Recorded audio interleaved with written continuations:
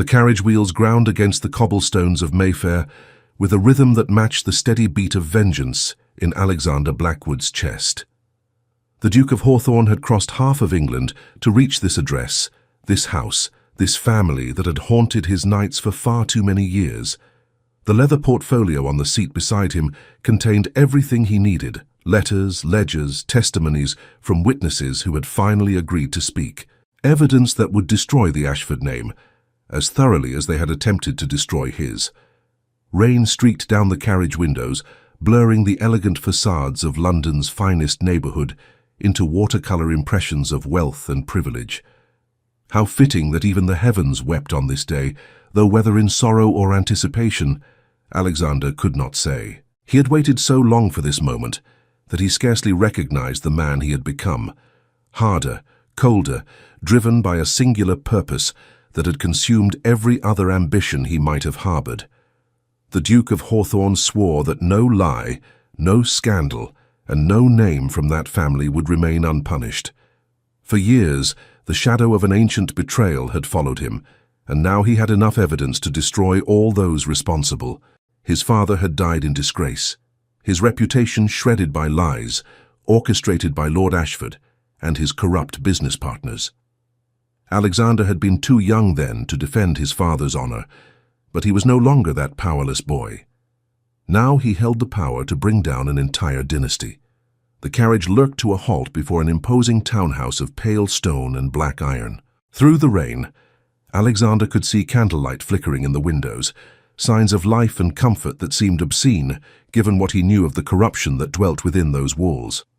His driver opened the door, and Alexander descended into the London damp, his greatcoat billowing around him as he strode toward the entrance with the confidence of a man who knew his cause was just. The butler who answered his knock wore the expression of practiced indifference common to servants of the aristocracy, but Alexander detected the slight widening of the man's eyes when he presented his card. The Duke of Hawthorne was not unknown, and his presence at the Ashford residence would already be the subject of speculation below stairs.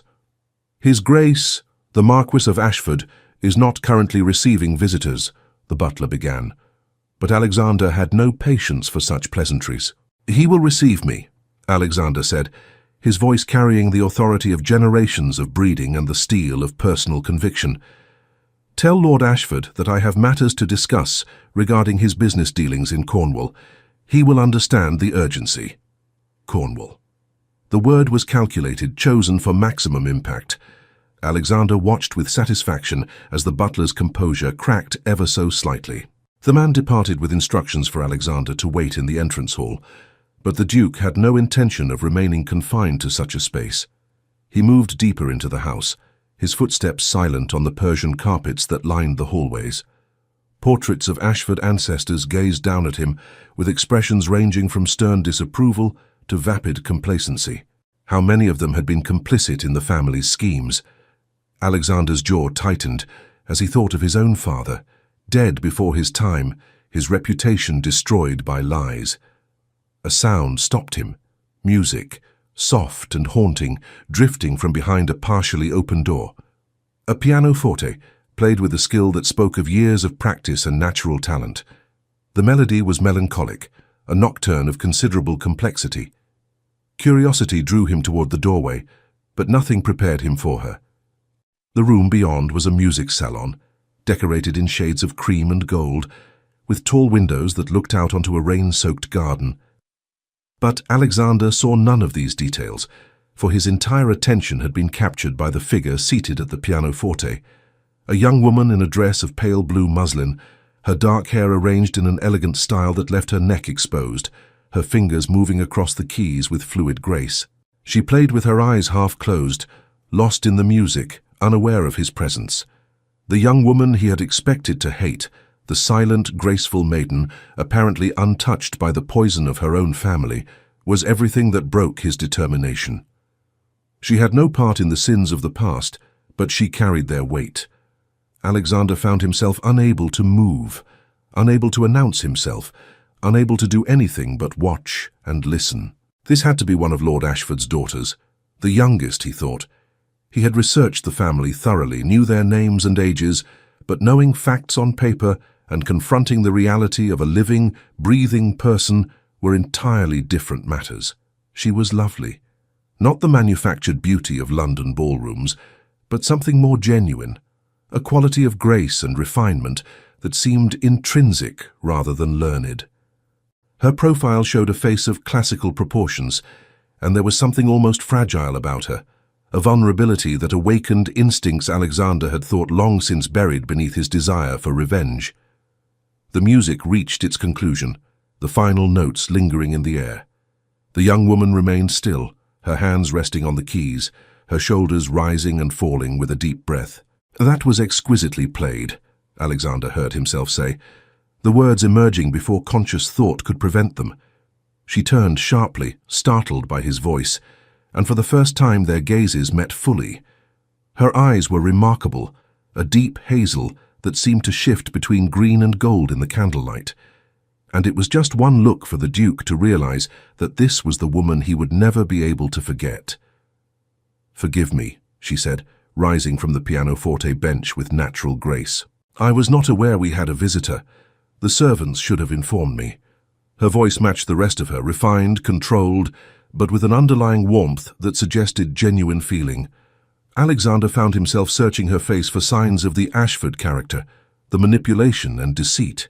He found nothing. "The fault is mine," Alexander replied, remembering his manners even as his mind raced. "I should not have wandered from the entrance hall. I am Alexander Blackwood, Duke of Hawthorne. Your father is expecting me." Recognition flickered in her eyes at the mention of his title. She executed a perfect curtsy. "Charlotte Ashford," she said simply. "I am Lord Ashford's youngest daughter. I fear my father is away from the house at present, attending to business matters. If your visit is urgent, I could send a message to his club." Charlotte Ashford. The daughter he had noted in his research, but largely dismissed as irrelevant to his plans. He had assumed she would be inconsequential. He had never imagined she would be this. "I can wait," Alexander found himself saying, though waiting was the last thing he had planned. He should leave, return when Lord Ashford was present, focus on his mission without distraction. Instead, he remained rooted to the spot. Charlotte seemed uncertain how to proceed.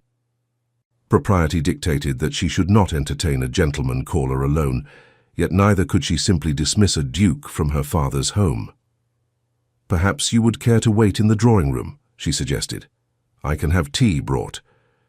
"The music room will suffice," Alexander heard himself say. "That is, if you would continue playing. It would make the wait considerably more pleasant." A flicker of surprise crossed her face, followed by something that might have been pleasure. She returned to the pianoforte bench. "I would be honored," Charlotte said softly. "Do you have a preference for what I should play?" "Surprise me," Alexander replied, settling into a chair positioned where he could watch both her and the doorway. Charlotte's fingers returned to the keys, and this time she chose something entirely different, lighter, more playful. A Mozart sonata, executed with the kind of joy that suggested genuine love for the music. Alexander found himself leaning forward, drawn in despite his better judgment. She played for perhaps 20 minutes, moving through pieces that ranged from Bach to contemporary composers, each selection revealing more about her character. This was no simpering debutante, trained only in accomplishments meant to attract a husband. This was a woman of genuine talent and passion, who poured feeling into every note. Alexander felt something shift within him, a crack in the armor of certainty he had worn for so many years. When she finally paused, turning to look at him with a question in her eyes, Alexander found himself at a loss for words. "You play remarkably well," he said finally. "Have you studied long?" "Since childhood," Charlotte replied, and there was something in her voice that suggested music had been more than mere education. It had been refuge. "My mother encouraged it. She said that music was the language of the soul, the one thing that could never be taken from us no matter what else life brought." "Your mother sounds like a wise woman," Alexander said carefully. "She was," Charlotte replied, and there was unmistakable grief in those two words. "She passed 3 years ago." The rawness of her loss was evident despite her composure, and Alexander felt an unexpected surge of sympathy. He knew what it was to lose a parent.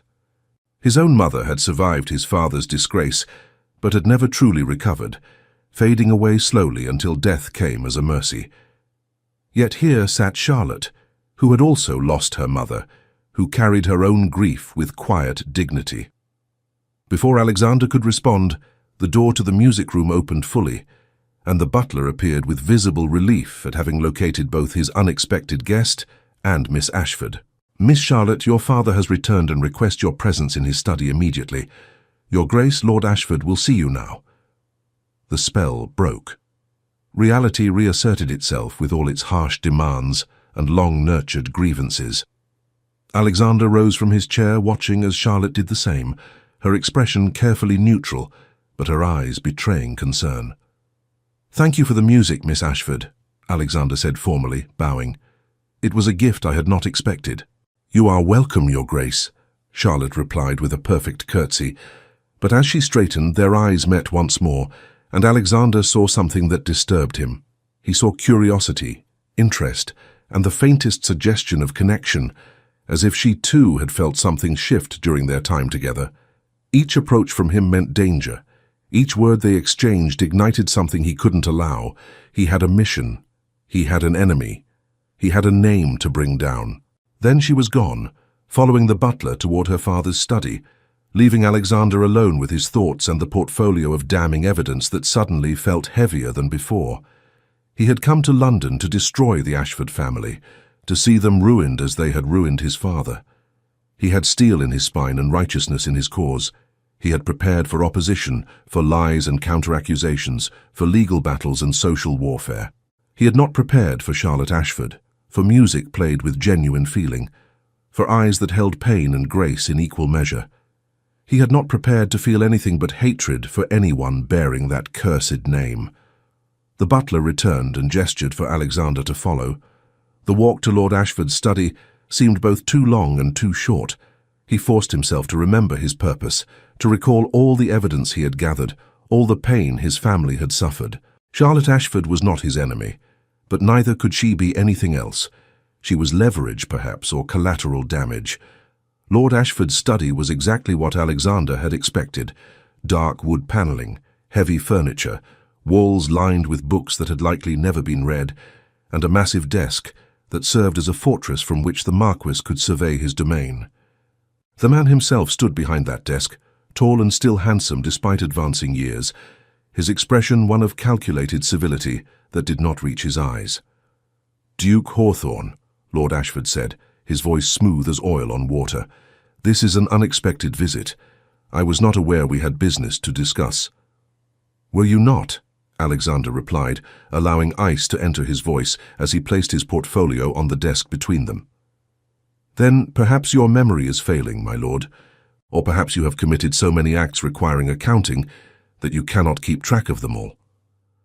Lord Ashford's composure cracked slightly, a tightening around his eyes that betrayed concern. "I'm afraid I don't understand your meaning," the Marquis said, though his hand moved unconsciously toward the papers Alexander had set down. "Don't you?" Alexander leaned forward, his voice dropping to deadly quiet. "Then allow me to illuminate you. Cornwall, the mining operations, the falsified reports, the investors you defrauded, including my father, who trusted you as a friend and business partner, the systematic theft and cover-up that destroyed his reputation and contributed to his death. Do these matters ring any bells, Lord Ashford?" The colour drained from the Marquis's face, leaving him looking suddenly older, more fragile. But Alexander felt no satisfaction in this, only the cold determination to see justice done. "That was business," Lord Ashford said finally, attempting to regain his composure. "Investments carry risk. Your father understood that." "My father understood that you doctored the assessments," Alexander countered, "that you knew the mines were depleted, but hid that information to continue extracting investment, that you falsified production reports and bribed officials to maintain the fiction, and when it all collapsed, you ensured that blame fell on the junior partners while you emerged unscathed. But I have proof now, my lord. Letters in your own hand, testimony from men you thought safely silenced, evidence that will destroy you." Lord Ashford sank into his chair, and for a moment He looked like nothing more than an old man facing the consequences of long-buried sins. "What do you want?" the Marquis asked finally, the question of a man who knew he was defeated. "I want the truth published," Alexander said. "I want restitution for the families you defrauded. I want your ill-gotten gains redistributed to those who actually earned them. And I want your name attached to every article and account that tells the story of your corruption." "That would ruin us," Lord Ashford whispered. "As you ruined my father," Alexander replied without sympathy. "As you ruined countless others who trusted you. You deserve no less." Lord Ashford's expression hardened. "You would destroy an entire family? My sons, my daughter. They are innocent of any wrongdoing. Would you see them suffer for my mistakes?" The mention of his daughter brought Charlotte's face unbidden to Alexander's mind. Her gentle expression as she played, the grace of her movements, the intelligence in her eyes. He pushed the image away. "They have benefited from your crimes," Alexander said. "Their wealth, their position, all built on lies and theft." "Please," Lord Ashford said, and there was genuine fear in his voice now. "There must be some way to settle this privately. Name your price." "You cannot buy your way out of this," Alexander said coldly. "I am not one of your business partners, easily silenced with money. I am the son of a man you destroyed, and I will see justice done." The conversation continued for another hour, Lord Ashford alternating between attempts at negotiation, threats of legal action, and desperate pleas. Alexander remained unmoved, presenting document after document. By the time Alexander departed the study, Lord Ashford sat broken behind his desk. Alexander collected his portfolio and made his way toward the entrance hall, his mind already turning to the next steps. He would meet with his solicitors, arrange for the evidence to be submitted to the appropriate authorities. The machinery of justice would finally begin to turn. But as he passed the music room, he paused. The door stood ajar, and through it he could hear the sound of crying, soft, restrained, but unmistakable. Charlotte. She must have been told something of what transpired, must have understood that disaster loomed over her family. Alexander found his hand reaching for the door handle before conscious thought could intervene. She sat at the pianoforte bench, her back to the door, her shoulders shaking with suppressed sobs. She had not lit additional candles, and the growing darkness of evening cast the room in shadows that matched the despair evident in her posture. Alexander should have left her to her grief. Instead, he entered the room, closing the door softly behind him. "Miss Ashford," he said gently. She turned quickly, wiping at her tears with the back of her hand. In the dim light, her eyes glittered with moisture. "Forgive me, Your Grace," she said, her voice thick with tears, but maintaining composure. "I did not hear you approach. I should not be receiving guests in such a state."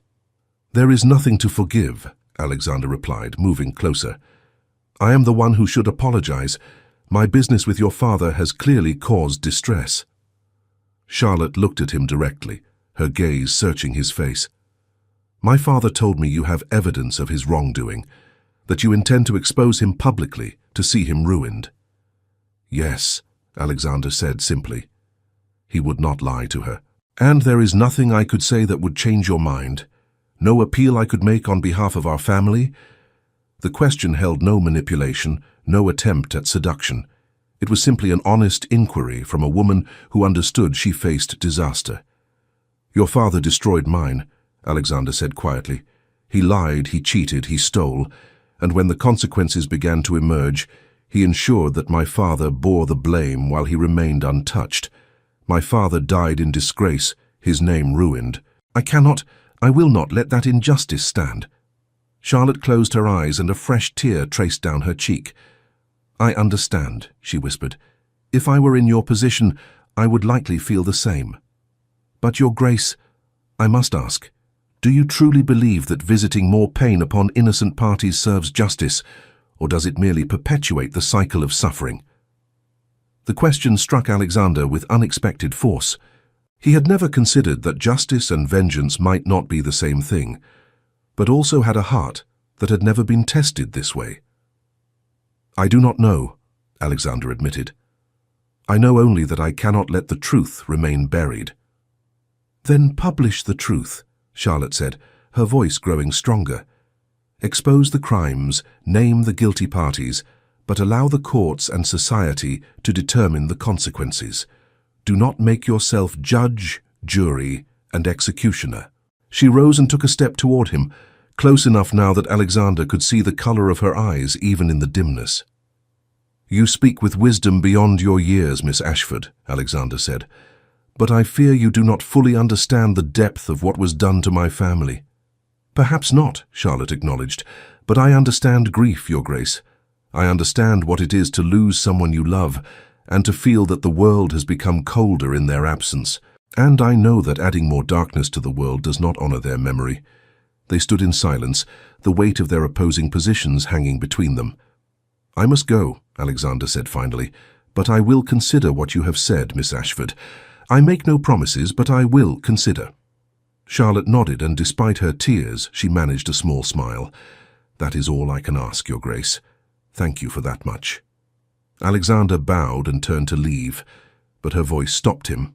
Your Grace, the music you heard earlier, the nocturne I was playing when you arrived, it was written by a composer who lost everything he loved, but continued to create beauty despite his pain. I have always found that remarkable, that even in darkness the human spirit seeks light. Alexander did not trust himself to respond, merely nodded and made his escape. In his carriage, his mind churned with thoughts and emotions he had not anticipated. Everything had seemed so clear just hours ago. Now nothing felt certain, except that Charlotte Ashford had managed to shake foundations he had thought unshakable. He thought of her playing the pianoforte, lost in music.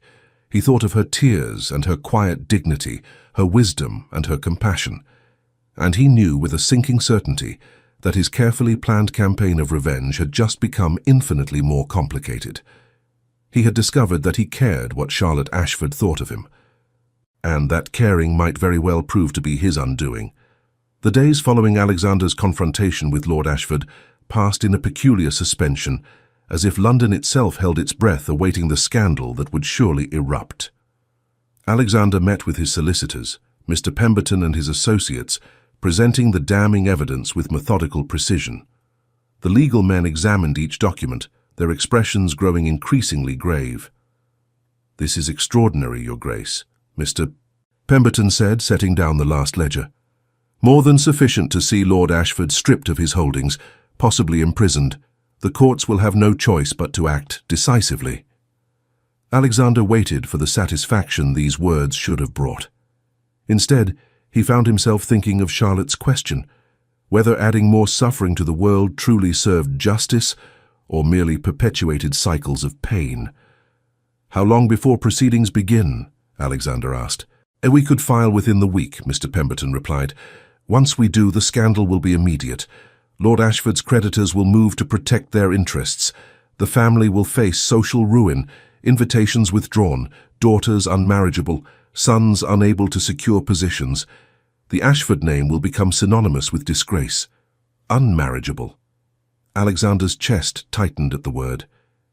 Charlotte, with her grace and talent and gentle wisdom, condemned to life as a social pariah through no fault of her own. Is there no way to pursue accountability while protecting innocent family members? Alexander heard himself ask. Mr. Pemberton looked genuinely surprised. I'm afraid not, Your Grace. The law recognizes the family as a single unit. When the head falls, all connected to him share the consequences. That is simply how society functions. Alexander dismissed his solicitors with instructions to make no filings without his explicit approval. He told himself he was being strategic, ensuring all angles were considered. But he knew the truth was more complicated and infinitely more troubling. He could not stop thinking about Charlotte Ashford. In the days that followed, Alexander found himself manufacturing reasons to be where she might be. A morning ride through Hyde Park, attendance at a musicale hosted by Lady Pemberton, a visit to Hatchard's bookshop during hours when young ladies typically browsed. Each time he told himself it was mere coincidence. Each time, his heart knew better. The fourth encounter occurred at an art exhibition at Somerset House. Alexander arrived early, hoping to view the paintings before crowds descended. Instead, he found Charlotte already present, standing before a large canvas depicting a storm-tossed sea, her expression thoughtful and melancholic. "You have excellent taste, Miss Ashford," Alexander said quietly. "That is one of Turner's finest works." Charlotte turned, and he saw surprise followed by unmistakable pleasure flash across her features before she composed herself. "Your Grace," she said, her curtsy somehow both proper and slightly mocking. "What a surprise to find you here." "Is it?" Alexander asked with a hint of amusement. "I confess, I am beginning to suspect that London is far smaller than I had previously believed." A smile tugged at Charlotte's mouth. "Or perhaps certain people are drawn to the same places by similar inclinations. You appreciate art, then?" "I do, though my preferences run to the romantics, Turner, Constable, those who capture emotion as well as image." "As opposed to the classical school?" Charlotte asked with genuine interest. "The perfectly composed scenes where everything is balanced and idealized." "Precisely. Life is rarely balanced or ideal. Art that acknowledges that truth seems more honest to me." Charlotte studied the painting with renewed attention. The depicted sea churned with violence, waves threatening to overwhelm a small vessel struggling against the storm. "I used to prefer the classical style," Charlotte said softly, "everything orderly and controlled. But life taught me differently. My mother's illness, watching her fade. Now I find I prefer art like this. Work that acknowledges darkness, while still creating something beautiful from it." The vulnerability in her words moved Alexander profoundly. This was honest revelation, and the gift of that trust felt precious. "Your mother would be proud of you," Alexander said quietly. "You honor her memory well." They stood in silence, two people who should have been enemies finding unexpected common ground. "Your Grace," Charlotte said after a moment, her voice carefully controlled, "I must ask, have you made a decision about my father, about what you intend to do?" "I have not yet filed any formal complaints," Alexander said. "I am still considering the matter." "Because of what I said?" "Perhaps, or perhaps because the situation is more complex than I initially understood." Charlotte turned to face him fully, searching his expression. "You confuse me, Your Grace," she said with startling directness. "You come seeking vengeance, armed with evidence that could destroy us all, yet you hesitate. You seek out my company. Do not deny it, I have noticed. I do not understand what you want." "Neither do I," Alexander confessed. "I came to London knowing exactly what I intended to accomplish. But then—" He stopped, uncertain how to continue. "But then you met me," Charlotte finished softly, "and I complicated your simple narrative. You are remarkably perceptive, Miss Ashford. I have had to be. Women in our position learn to read subtleties. We rarely have the luxury of straightforward communication." Alexander smiled despite the gravity of their conversation. "Then perhaps we should attempt such luxury now. Cards on the table. You want to understand my intentions. I want to understand how you can be so different from your family. Shall we negotiate? Here, in the middle of an art exhibition? Why not? We are in public, which ensures propriety, and I find I am tired of pretense and half-truths." Charlotte considered, then nodded decisively. "Very well, Your Grace. What do you want from me?" What Alexander wanted went far beyond simple answers. What he wanted was her company, her regard, her presence in his life. But such admissions were impossible. "I want to understand how you can be so honorable when surrounded by corruption," he said instead. Charlotte's expression grew sad. "You assume I am untouched. That is not accurate. I simply chose a different response to what I witnessed." "Explain." She took a deep breath. "I was 12 when I first understood that my father's business dealings were not entirely honest. I overheard a conversation discussing how to hide financial irregularities. I went to my mother, asked her what I should do, and she said something I have never forgotten. She said that we cannot always control the actions of others, even those we love. But we can control our own choices, our own character. She said I must decide what kind of person I wanted to be, independent of what my family chose." Charlotte's voice caught with emotion. "My mother knew exactly what my father was, yet she stayed. Not from weakness, but because she believed she could be a stabilizing force, could raise her children to be better." She failed with my brothers, but with me I hope she succeeded." Alexander felt something fundamental shift within him. Charlotte's innocence was not ignorance, but conscious choice. That took strength of character far beyond mere naivety. "I see," he said quietly. "And now? What will you do when your father's crimes become public?" "What can I do?" Charlotte replied with bitter acceptance. "I will bear the consequences. I will become unmarriageable, socially ruined, forced to live on charity. Society will judge me guilty by association." The bleakness of her prospect struck Alexander viscerally. This was what his quest for justice would accomplish, the destruction of an innocent woman. "That is unjust," he said. "Yes," Charlotte agreed. "But justice and fairness are not the same thing, are they?" They stood in weighted silence. "What if there were another way?" Alexander heard himself say. "A way to hold your father accountable while protecting you?" Charlotte looked at him with mingled hope and suspicion. "What way?" Alexander's mind raced, considering possibilities he had not previously entertained. "Marry me," he said. Charlotte stared as if he had begun speaking unknown tongues. "I beg your pardon?"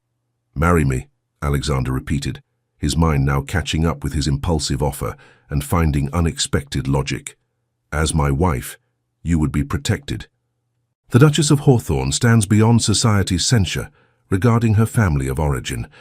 Your father would still face consequences, but you would be shielded." "That is absurd," Charlotte said, but her voice lacked conviction. "You cannot marry someone to protect them from scandal. Marriage should be based on mutual regard, on affection, on compatibility." "And are we not compatible?" Alexander challenged. "Have we not discovered unexpected common ground? I admit this is precipitous, that we have known each other briefly, but I have seen enough to know you are a woman of honor and intelligence, qualities I value above conventional beauty or social connections." Charlotte shook her head, but he could see her considering his proposal, weighing it against bleak alternatives. "Why would you do this? You hate my family. You came to destroy us. Now you offer to marry me. What game are you playing?" "No game. I came seeking revenge, that is true, but I have discovered that revenge is more complicated than I assumed. Your father deserves punishment. Of that I am certain, but you do not. And if marrying you allows me to satisfy justice while showing mercy, then perhaps it serves everyone's interests." "Everyone except yourself," Charlotte pointed out. "You would bind yourself to the daughter of your enemy. Society would question your judgment."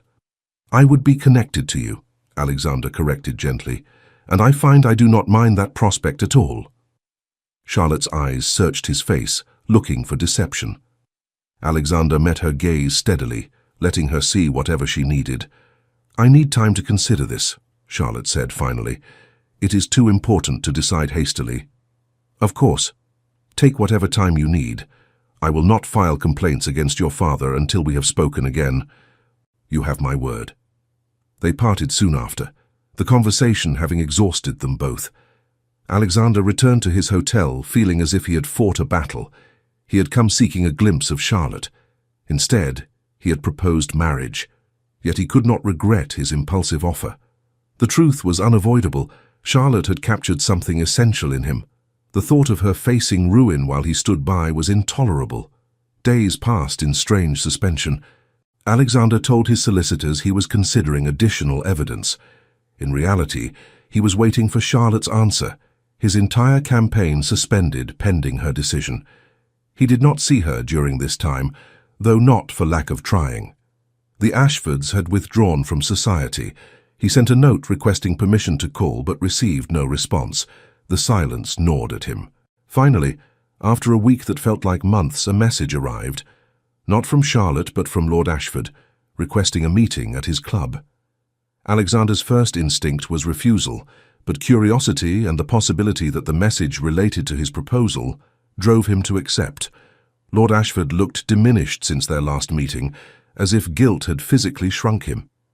They met in a private room at White's, away from curious observers. "So, Your Grace," Lord Ashford began heavily, "I find myself in an impossible position. My daughter has informed me of your proposal. I confess I do not understand it. You come seeking to destroy me, yet offer to marry my youngest child. What am I to make of this? Make of it what you will, Alexander replied evenly. My proposal to Miss Ashford stands independent of my grievances against you. Does it? Or is this another form of revenge, binding my daughter to you so you can make her suffer privately? The accusation stung, perhaps because Alexander had briefly wondered the same, but he had examined his feelings as honestly as he could and found no hint of cruelty. I have no intention of causing Miss Ashford any suffering, Alexander said firmly. My offer is made in good faith, with her protection as the primary consideration. Lord Ashford studied him, then sighed deeply. Charlotte believes you are sincere. She says she sees no deception in you, that despite your anger toward me, you have shown her nothing but courtesy and respect. She is inclined to accept your proposal. Alexander's heart leaped, though he maintained careful control. And you? What is your position? What choice do I have? Lord Ashford replied bitterly. If Charlotte accepts, she at least has some future. If she refuses, she faces ostracism and poverty. As her father, how can I counsel her to reject the only protection offered? Then you give your blessing? I give my resignation to reality. This is not how I imagined my daughter's marriage. Instead, she must bind herself to a man who despises her family, who holds power over all of us. I do not despise Charlotte, Alexander said quietly. In fact, I find myself quite the opposite. She is remarkable, intelligent, talented, compassionate. If circumstances were different, I would still consider myself fortunate to win her regard. Lord Ashford's expression softened slightly. You truly mean that? I do. Then I suppose I must thank you, though the words taste bitter. You are offering my daughter salvation while I can offer her nothing but shame. Very well, Your Grace. You have my permission to marry Charlotte for whatever that is worth. The interview concluded, leaving Alexander both elated and troubled. Charlotte was inclined to accept, but he had not yet heard from her directly. 2 days later, a note arrived in Charlotte's hand, requesting his presence at 3 o'clock. Alexander arrived precisely on time, his heart beating with unusual nervousness. He was shown to the music salon where they had first met. Charlotte stood by the windows in a simple morning gown of pale green muslin, her hair arranged without elaborate styling. Yet Alexander found her more beautiful than any ornately dressed lady. Your Grace, she said, her voice steady, but her hands betraying nervousness. Thank you for coming. Miss Ashford, Alexander replied, moving closer. Your note suggested urgency. Yes, Charlotte said, meeting his eyes directly. I have made my decision regarding your proposal. Alexander's breath caught. And? First, I need to understand what you truly expect from such a marriage, Charlotte said with careful courage. Are you offering a marriage in name only? A business arrangement while we live separate lives, or something more? A genuine union with all that entails? The question touched upon every aspect of married life. Alexander had not fully considered the details, driven more by desire to protect Charlotte than any clear vision.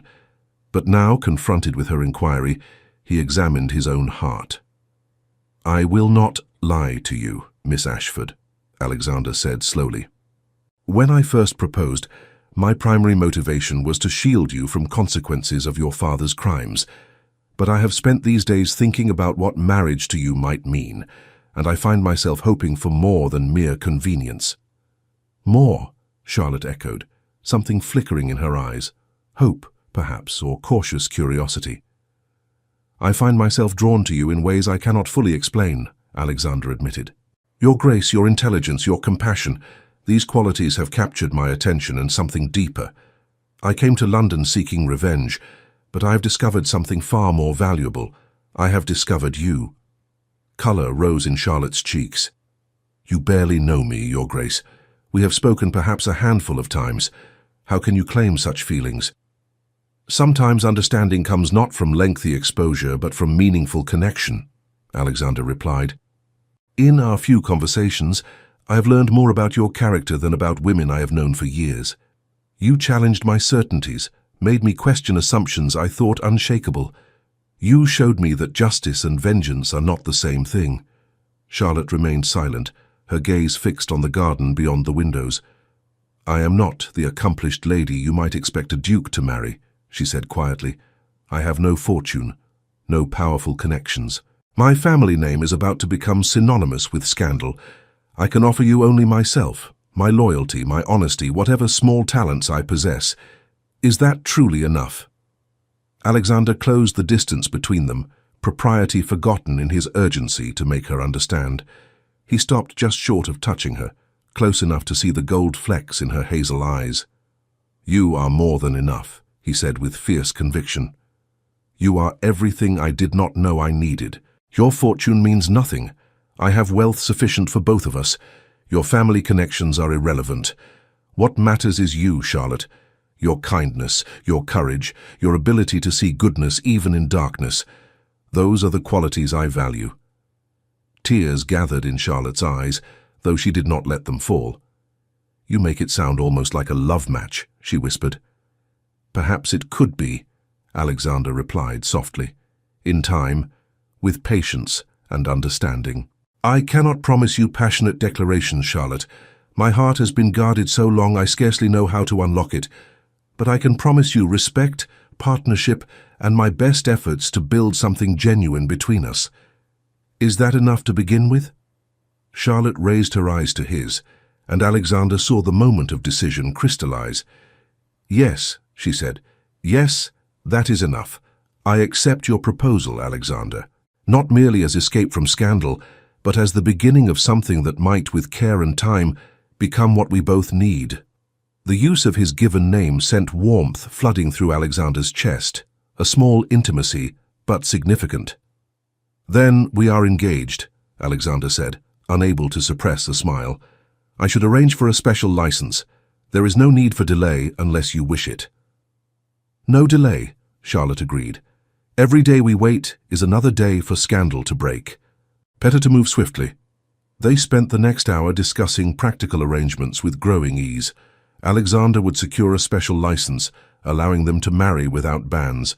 The ceremony would be small, held at the chapel on Alexander's estate, rather than in London where gossip could interfere. Charlotte would need a trousseau, which Alexander insisted on providing despite her protests. As they talked, Alexander found himself increasingly charmed by Charlotte's practical nature and quick intelligence. She asked thoughtful questions about his estates, his expectations, his plans regarding her father's legal troubles. She neither shied away from difficult topics nor pretended ignorance. "What will happen to my father?" Charlotte asked finally. Alexander considered carefully. "He will face legal consequences. I have evidence that cannot be dismissed. But I will ensure the punishment fits the crime. Restitution to those he defrauded, financial penalties, perhaps restricted freedoms. I will not push for imprisonment or complete ruin. Does that satisfy you?" "It is more mercy than he deserves," Charlotte said quietly, "but also more than I dared hope for, thank you." "Thank me by playing something," Alexander suggested, gesturing toward the pianoforte. "I have missed hearing you perform." A smile transformed Charlotte's face with genuine pleasure. She moved to the instrument and settled onto the bench. Her fingers found the keys, and music filled the room, a melody both melancholic and hopeful, perfectly capturing the strange mixture of their emotions. Alexander watched her play, struck by the realization that his life had fundamentally changed. Weeks earlier, he had been a man consumed by vengeance. Now he was engaged, finding peace in her presence rather than satisfaction in planned retribution. Had he betrayed his father's memory by choosing this path, or honored it by choosing mercy over endless anger? Alexander did not know, but as he watched Charlotte play, he found he could live with the uncertainty. When the music concluded, Charlotte turned to find him watching her. "What are you thinking?" she asked. "That I am fortunate," Alexander replied honestly. "That circumstances I thought purely tragic have led me to you. That perhaps fate is wiser than we credit it for being.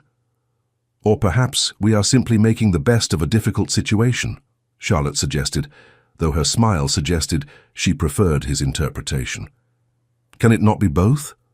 Charlotte's smile widened. "Yes, I suppose it can." Their engagement was announced 3 days later, causing exactly the sensation Alexander had anticipated. Society matrons declared themselves shocked that the Duke of Hawthorne would ally himself with the Ashford family. Alexander's acquaintances questioned his judgment. Alexander ignored them all with aristocratic hauteur, making clear that his decisions were not subject to popular approval. Charlotte bore the whispers with quiet dignity that only increased Alexander's respect for her. And thus, between revelations, injustices, and buried secrets, the Duke did the unthinkable. He fought against his own oath to protect her. And when London discovered his involvement with the daughter of the family he swore to destroy, it was too late. The days before their wedding passed in a blur of preparations. Alexander found himself calling at the Ashford residence with increasing frequency, ostensibly to discuss arrangements, but truly because he discovered he enjoyed Charlotte's company. They took walks in the garden, conversed over tea, and in the evenings she played for him while he listened, feeling the hard edges of his anger gradually softening. One evening, as twilight painted the music room in shades of amber and rose, Charlotte finished a particularly beautiful piece and turned to him, with uncharacteristic vulnerability in her expression. "Are you afraid?" she asked softly. "Of what we are about to do?" Terrified, Alexander admitted, surprising himself with his honesty. "Not of you, but of failing you, of discovering I am not capable of being the husband you deserve. And I am afraid of being trapped in a marriage of obligation," Charlotte confessed, "of waking each morning to see regret in your eyes when you remember what you surrendered for this alliance." Alexander rose from his chair and came to sit beside her on the pianoforte bench, close enough that their shoulders nearly touched. "Then let us make a pact," he said. "Let us promise to be honest with each other, even when honesty is difficult. Let us agree to try, genuinely try, to build something real between us, rather than merely tolerating an arrangement." Charlotte searched his face, then slowly extended her hand. "A pact, then." Alexander took her hand, feeling the delicacy of her fingers within his larger, rougher palm. The touch sent unexpected warmth through him, and he saw from the slight widening of Charlotte's eyes that she felt it too, this spark of connection that defied logic and circumstance. A pact, he agreed. He would do anything to make her his, even sacrifice the last piece of the revenge that had sustained him for years. Because in the end, the greatest scandal of all was not the conflict between two families. It was the unexpected love between a wounded duke and the only woman destined to heal him. The wedding took place on a morning when autumn mist clung to the grounds of Alexander's estate in Derbyshire, lending an ethereal quality to the ancient chapel that had witnessed generations of Blackwood unions. Charlotte stood in her ivory silk gown, simple, elegant, requiring no elaborate ornamentation, and felt the weight of this moment settle upon her shoulders. She was marrying a man she barely knew, binding her fate to his in hopes that the fragile connection between them might grow into something sustainable, perhaps even beautiful. Alexander waited at the altar, his expression grave but his eyes softening when she appeared in the doorway on her father's arm. Lord Ashford walked with the bearing of a man attending an execution as much as a wedding, understanding that he was surrendering his daughter to the mercy of the man he had wronged. Yet when he placed Charlotte's hand in Alexander's, he whispered words only they could hear. "Protect her. She is the best of us." "With my life," Alexander replied, and Charlotte felt tears prick her eyes at the sincerity in his voice. The ceremony proceeded with traditional solemnity. Charlotte spoke her vows clearly, Alexander's deep voice resonating through the chapel as he pledged himself to her. When he slipped the ring onto her finger, a band of gold set with sapphires that matched the color of evening sky, and looked into her eyes with something that might have been wonder, Charlotte felt hope bloom in her chest. They were married, the Duke and Duchess of Hawthorne. Two souls brought together by scandal and vengeance, choosing to forge something new from the ruins of old grievances. The wedding breakfast was intimate, attended only by Alexander's closest friends and a handful of Charlotte's relations who had not abandoned her. Alexander's friends, initially skeptical of the match, found themselves charmed by Charlotte's grace and intelligence. She conversed easily about music, literature, and current events, revealing an education that belied assumptions about sheltered aristocratic daughters. As evening approached and guests departed, Alexander and Charlotte found themselves alone in the drawing room of his ancestral home. The awkwardness Charlotte had feared did not materialize. Instead, they settled into conversation, as naturally as they had during their brief courtship. "Are you content?" Alexander asked as darkness fell and candles were lit throughout the room. Charlotte considered the question with characteristic thoughtfulness. "Content seems too mild a word, and happy too strong. I am hopeful, grateful, cautiously optimistic that we have made a good beginning." "Then we are of one mind," Alexander said, reaching for her hand. "For I feel precisely the same." Their first weeks of marriage established patterns that would define their relationship. Alexander handled business affairs in the mornings, while Charlotte managed household matters and spent time with her music. They shared meals and conversation, gradually learning each other's habits and preferences. In the evenings, they often sat together in comfortable silence, Charlotte playing while Alexander read or simply listened. The physical intimacy of marriage developed slowly, with patience and growing trust. Alexander was careful not to rush, mindful of Charlotte's relative innocence and their unusual circumstances. Charlotte, for her part, approached this aspect of married life with the same mixture of curiosity and courage she brought to everything else. What began as awkward courtesy gradually transformed into genuine affection and eventually something deeper. News from London brought both expected and surprising developments. Lord Ashford's legal troubles proceeded as Alexander had ensured, measured, focused on restitution rather than complete destruction. Alexander presented his evidence to courts and creditors, but he also provided testimony distinguishing between Lord Ashford's personal guilt and his family's innocence. The strategy worked. Lord Ashford faced financial penalties and loss of certain privileges, but avoided imprisonment and total ruin. Charlotte's brothers wrote seeking her assistance, having found themselves without prospects.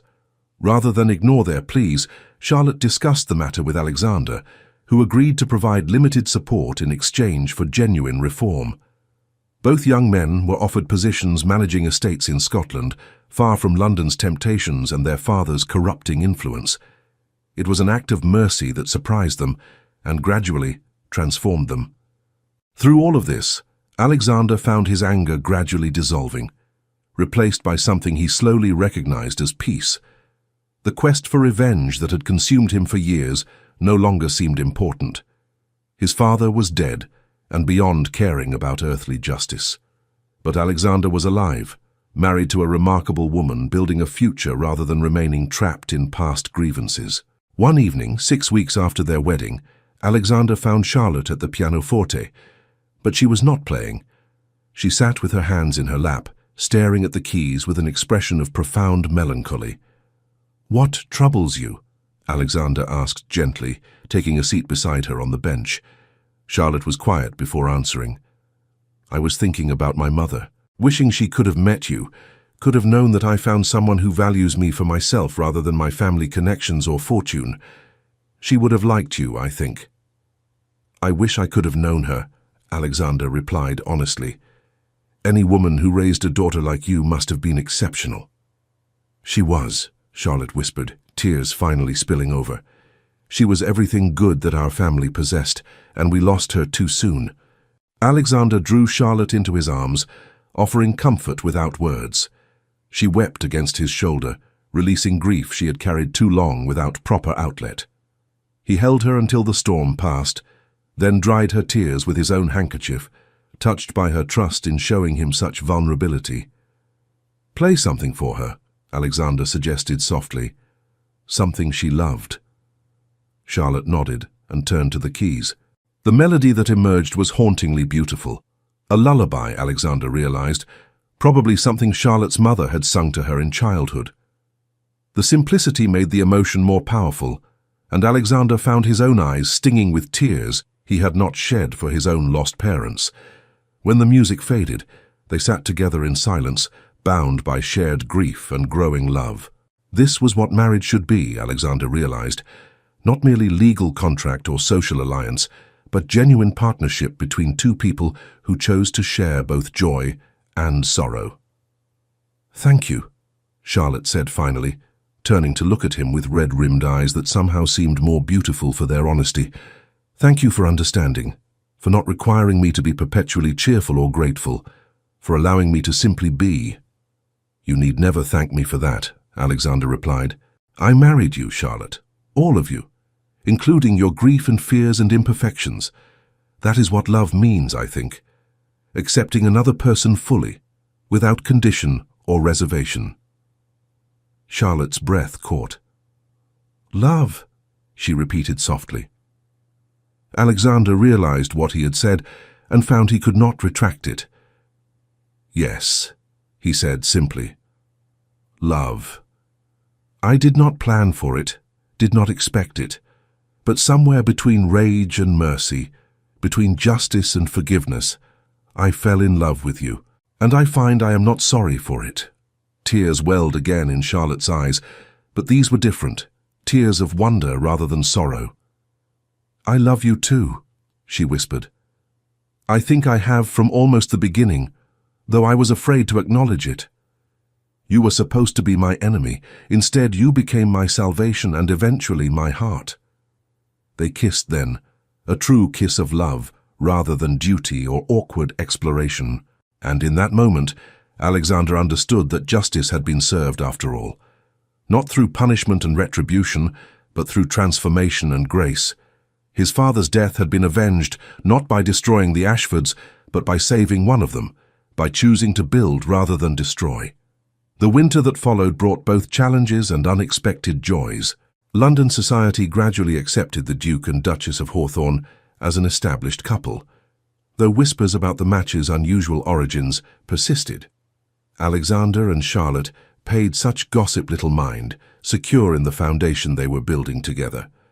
Lord Ashford's legal proceedings concluded with results that satisfied justice without destroying lives. The former Marquess was stripped of his corrupt business interests and required to make substantial restitution to those he had defrauded, including Alexander's family estate. But imprisonment was avoided, and Lord Ashford retained a modest income sufficient for comfortable if not luxurious living. He retreated to a small property in the countryside, a diminished but not destroyed man. Charlotte visited her father once after the settlement, taking Alexander with her at his insistence. The meeting was awkward but necessary, allowing for words that needed to be spoken even if forgiveness remained incomplete. "I am sorry," Lord Ashford said to Alexander, the words clearly difficult for a man unaccustomed to admitting fault. "For what I did to your father, for the pain I caused your family. I have no excuse beyond greed and cowardice. I hope that the restitution provides some measure of compensation, though I know it cannot restore what was lost." Alexander studied the older man, seeing not the villain he had imagined for so many years, but simply a flawed human being who had made terrible choices and was now living with consequences. The anger that had sustained him for so long was gone, replaced by something closer to pity. "The restitution helps," Alexander acknowledged, "but what matters more is that the truth is now known. My father's name has been cleared, his reputation restored. That was what I truly sought, not your destruction but his vindication." "You are more merciful than I deserve," Lord Ashford said quietly, "particularly given that you have also protected my daughter from scandal and ruin. I will be grateful for that mercy until my last breath."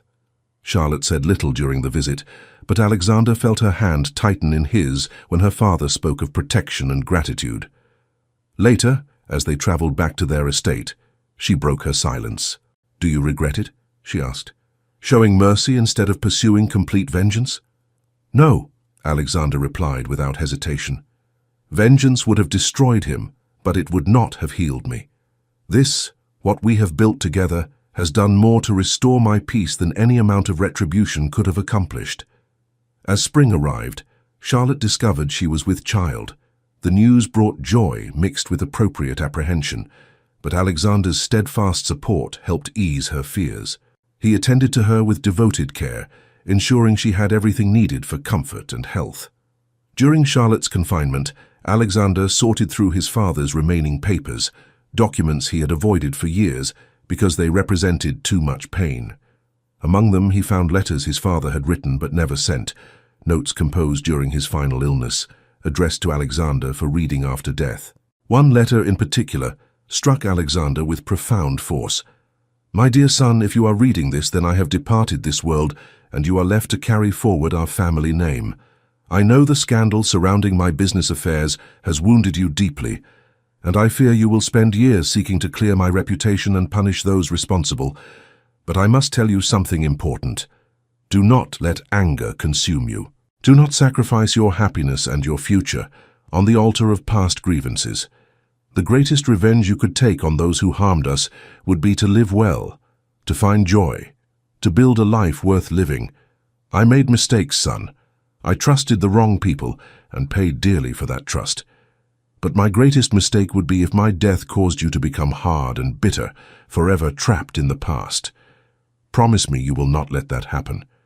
Promise me you will choose life over anger, love over vengeance. Your loving father, Alexander, read the letter multiple times, tears streaming freely down his face. His father had understood the temptation toward vengeance and had tried to warn him against it. How much pain could have been avoided if Alexander had found this letter years earlier? But perhaps the timing was perfect. Perhaps he needed to walk the path of anger to understand why his father counseled against it. He showed the letter to Charlotte that evening, and she wept with him, touched by the wisdom and love of a man she had never met, but who had shaped both their lives through his suffering and his final counsel. "He would have loved you," Alexander said, holding Charlotte close, "and he would have been proud that I chose mercy over vengeance, partnership over isolation." "I wish I could have known him," Charlotte replied. "But I know him through you, through your capacity for love despite years of anger, through your willingness to forgive when justice would have been served by punishment. You are his legacy, Alexander. The best parts of him live on in you." Their son was born in late summer, a healthy boy they named Thomas after Alexander's father. The baby's arrival brought unexpected joy and a sense of renewal, as if past griefs were being replaced by future hope. Lord Ashford was invited to visit and meet his grandson, a gesture of reconciliation that moved the old man to tears. Charlotte bloomed as a mother, her natural warmth and patience perfectly suited to the demands of infant care.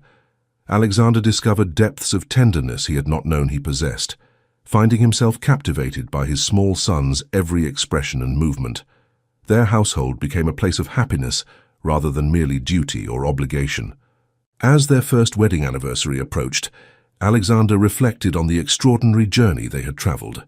1 year earlier, he had been a man consumed by vengeance, hardened by years of anger and single-minded purpose. Now he was a husband and father, building a life based on love rather than hatred, creation rather than destruction. "Do you ever regret it?" Charlotte asked him one evening, as they sat together in the drawing room, their son sleeping peacefully in his cradle nearby. "Giving up your quest for complete vengeance? Choosing to marry me instead of destroying my family utterly?"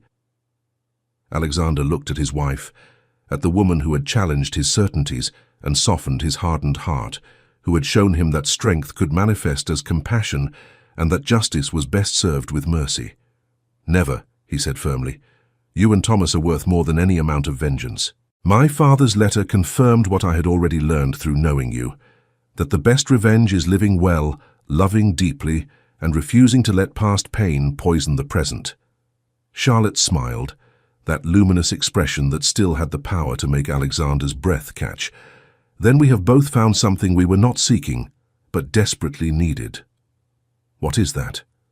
"Redemption," Charlotte said softly. "You from your anger, me from my family's sins.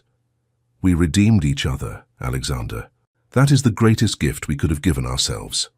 The years that followed brought their share of both challenges and joys.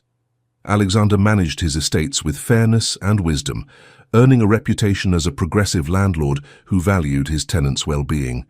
Charlotte established a music school for talented young women of limited means, using her position as Duchess to create opportunities that had not existed before. They had 3 more children, 2 daughters and another son, each adding to the rich tapestry of their family life. The scandal of their marriage's origins faded into history, replaced by respect for what they had built together. Society eventually forgot that Charlotte had been born an Ashford, knowing her only as the beloved Duchess of Hawthorne. Lord Ashford lived to see his grandchildren grow, his final years spent in quiet reflection rather than scheming and corruption. Before his death, He told Charlotte that his greatest achievement was not the fortune he had accumulated or the title he had borne, but the daughter he had raised, who had possessed the strength to choose differently than her family's patterns. Alexander's father's name was fully restored through Alexander's efforts, and the restitution paid by Lord Ashford. A memorial was erected, honouring his contributions to Cornwall's mining communities, and scholarships were established in his name for young men seeking careers in honest business practices. It was vindication beyond what vengeance could have provided. On their 10th anniversary, Alexander and Charlotte returned to the music room where they had first truly spoken, where music had bridged the gap between enemy families and allowed connection to form. Charlotte sat at the same pianoforte and played the same nocturne she had been performing when Alexander first encountered her all those years ago. "Do you remember?" she asked when the piece concluded. "I remember everything," Alexander replied. "I remember being angry, being certain of my righteousness, planning destruction. And I remember hearing you play and realizing that nothing was as simple as I had believed. I remember being afraid," Charlotte admitted. "Afraid of you, of scandal, of my father's sins being revealed, but also feeling something else, recognition perhaps, as if I had been waiting without knowing what I was waiting for." "Waiting for what?" "For you," Charlotte said simply. "For someone who would see me rather than my family name, who would value me for myself. You gave me that gift, Alexander. You saw me. And you saved me," Alexander replied, pulling her close. "From becoming the kind of man I would have despised, hard, bitter, consumed by hatred, you showed me another way, a better way." They kissed, a kiss that held 10 years of partnership and love, of challenges overcome and joys shared. And in that moment, Alexander understood that his father had been right all along. The greatest revenge was indeed living well, and Alexander had achieved that beyond any expectation. Because in the end, the greatest scandal of all was not the conflict between two families. It was the unexpected love between a wounded duke and the only woman destined to heal him. Their story became legend, not because it was perfect or without struggle, but because it represented something essential and true, that even in darkness, light can be found, that even from anger, love can grow, that even between enemies, understanding and affection can bloom if both parties possess the courage and wisdom to choose differently than hatred dictates. The Duke had crossed London seeking justice and vengeance. Instead, he found the woman who would change his fate forever. And in loving her, he discovered that the truest justice was not punishment, but redemption. Not destruction, but creation. Not revenge, but forgiveness. And Charlotte, who had faced ruin through no fault of her own, had found in Alexander not merely protection, but genuine partnership and abiding love. She had transformed from victim of her family's sins into architect of her own happiness, proving that we are not defined by circumstances of our birth, but by the choices we make and the courage we show in making them. Their children grew up hearing the story of how their parents met, not a sanitized version, but the true tale of anger and mercy, justice and forgiveness, scandal and redemption. And those children carried forward the lessons learned, that vengeance ultimately destroys the avenger, but mercy enriches both giver and receiver, that love is stronger than hatred, that forgiveness is not weakness, but the ultimate strength. The legacy they built together, of estates managed with fairness, of music schools offering opportunities to those who might otherwise have none, of children raised with both privilege and responsibility, stood as testament to what could be accomplished when two people chose love over hatred, mercy over vengeance. And so the Duke of Hawthorne, who had crossed London seeking to destroy the Ashfords, instead married one, and in doing so saved himself from becoming the very thing he had hated. It was a strange sort of justice, but perhaps the best kind. Justice that healed rather than merely punished, that restored rather than simply destroyed. Their love story endured as proof that even the most tangled circumstances can be transformed by courage, wisdom, and the willingness to choose mercy over vengeance. That even in our darkest moments, redemption remains possible. And that love, true love, has the power to heal wounds we thought would never close. Epilogue. 20 years later. The late afternoon sun cast golden light through the tall windows of the music room at Hawthorne Estate, illuminating dust motes that danced in the air like tiny stars. Charlotte, Duchess of Hawthorne, sat at the pianoforte, the same instrument that had witnessed the beginning of her extraordinary love story 30 years prior. Her hair, once entirely dark, now bore elegant silver threads that caught the light. Her hands, though bearing the gentle marks of age, moved across the keys with the same grace and passion that had first captivated a duke consumed by vengeance. She played the nocturne, that same haunting melody she had been performing the day Alexander walked into this room, into her life, and changed both their destinies forever. "Grandmother, that was beautiful," a soft voice said from the doorway. Charlotte smiled and turned to see her eldest granddaughter, Elizabeth, standing in the threshold. The girl was 16, with her grandmother's hazel eyes and her grandfather's determined chin. Behind her stood Charlotte's son, Thomas, now a man of 28, and his wife Margaret cradling their newborn son. "Come in, all of you," Charlotte said warmly. "I was just indulging in memories." "The nocturne that grandfather first heard you play?" Thomas asked, settling into a chair that his father had occupied countless evenings over the decades.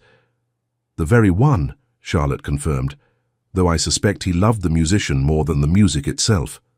"Where is grandfather?" Elizabeth asked, moving to stand beside the pianoforte, her fingers trailing reverently over the polished wood. "In his study, sorting through old papers," Charlotte replied, a knowing smile playing at her lips. "He does that sometimes when he needs to remember who he was and who he chose to become." In his oak-panelled study, Alexander, Duke of Hawthorne, held a letter yellowed with age, his father's final words, the ones that had changed everything when he had discovered them all those years ago. He was 70 now, his dark hair gone silver, his face bearing the lines of a life well lived, but his eyes still held the same intensity, though now tempered by peace rather than anger. A knock at the door drew his attention. "Come," he called. His second son, Edmund, entered with Alexander's youngest daughter, Catherine. Both bore urgent expressions that immediately captured their father's attention. "Father, there's something you should know," Edmund began. "I've been researching our family history for the book I'm writing, and I discovered something extraordinary at the Cornwall Historical Society." Alexander set down his father's letter. "What did you find?" Catherine stepped forward, holding a leather-bound journal. Letters between great-grandfather and Lord Ashford, the early ones before the corruption began. "Father, they were genuine friends. There's a letter here where Lord Ashford saved great-grandfather from a bad investment, warned him about a fraudulent scheme. For years, they trusted each other completely." "Which makes his eventual betrayal all the more painful," Alexander said quietly. "Yes, but father," Edmund continued earnestly, "the journal also contains entries from the period when everything collapsed. Lord Ashford's entries show a man consumed by gambling debts, desperate, making progressively worse decisions. He wrote that he never intended for your father to bear the blame, that events spiraled beyond his control." "Does that excuse what he did?" Alexander asked, though his tone held curiosity rather than anger. "No," Catherine said firmly, "but it explains it. He wasn't simply evil.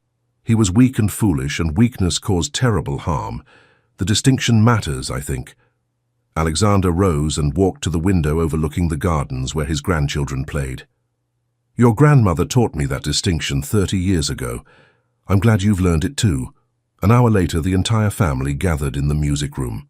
3 generations of Blackwoods and Ashfords, for Charlotte's brother's children, had also been invited, their presence a testament to the reconciliation Alexander and Charlotte had fostered over the decades. Alexander stood before them, Charlotte beside him, her hand resting in his with the comfort of 3 decades of partnership. "I asked you all here today because I wanted to share something," Alexander began. "Most of you know the story of how your grandmother and I met. You know about the anger I carried, the revenge I planned, the justice I sought." He paused, looking at each beloved face. "But what I want you to understand, what I need you to carry forward, is not just that love conquered hate.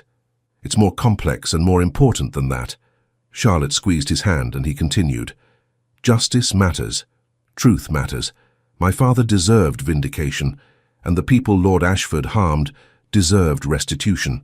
Your grandmother never asked me to abandon justice. She asked me to pursue it without becoming consumed by vengeance. Thomas leaned forward. And that's different because vengeance seeks to inflict maximum pain, Charlotte answered. Justice seeks to restore balance and prevent future harm. One destroys the person pursuing it. The other preserves their humanity while still holding wrongdoers accountable. Alexander nodded. Your grandmother saved me from becoming a man who achieved justice but lost his soul in the process. And in doing so, she gave all of you the gift of a family not defined by hatred, but by healing. Young Elizabeth spoke up. Grandmother, when you realized grandfather intended to destroy your father, were you afraid of him? Charlotte considered carefully. I was afraid of what his anger might do to him more than what it might do to me. I saw a good man in danger of losing himself to justified but ultimately destructive rage, and I thought, if I could show him another way, perhaps we could both be saved. And were you? Elizabeth asked.